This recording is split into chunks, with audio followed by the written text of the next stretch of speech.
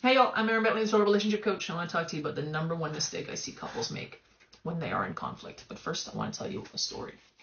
Some time ago, I was having a conversation with my eldest child, my daughter, and she gets pretty anxious when she makes mistakes, and I was trying to talk her through that, trying to comfort her, and I had a moment, y'all. I just had a little light bulb go on.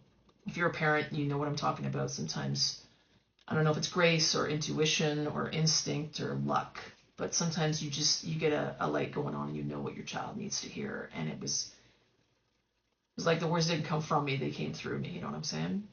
And I looked at her and I said, "Sweetheart, look at mommy." I said, "Look at me now. I want you to really hear me. I want you to listen with the ears on your heart, not just these ones." And so I had her full attention and I said to her, "My darling, I want you to think about every mistake you're ever going to make in your whole life. And I'm telling you right now, today, this moment, I already forgive you for every mistake you're ever going to make." And I watched that land not just in her mind, I watched it land squarely in her heart. And y'all, I could see her little shoulders drop down. Well, what would it be like when we're in a disagreement with our spouse?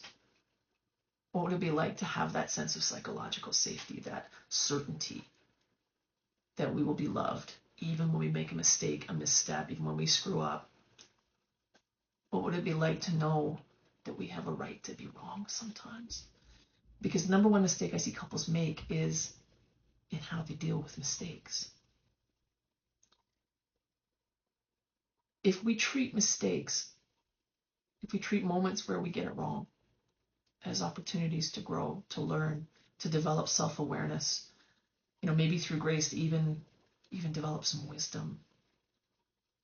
If our relationship can be a container for that kind of growth, instead of when our partner makes a mistake, we make them wrong and we feel right and we run for Mount Moral high ground. But the thing is, the problem with Mount Moral high ground is there is only room for 2 feet right at the top. It's a seductive view, but it's fucking lonely. So we can be right or we can be connected. We can call people out or we can call people in. Call them into their fundamental goodness, what they value, what they cherish, and trust in the process. That with that safety with you, that they will learn faster and better to avoid that mistake in the future.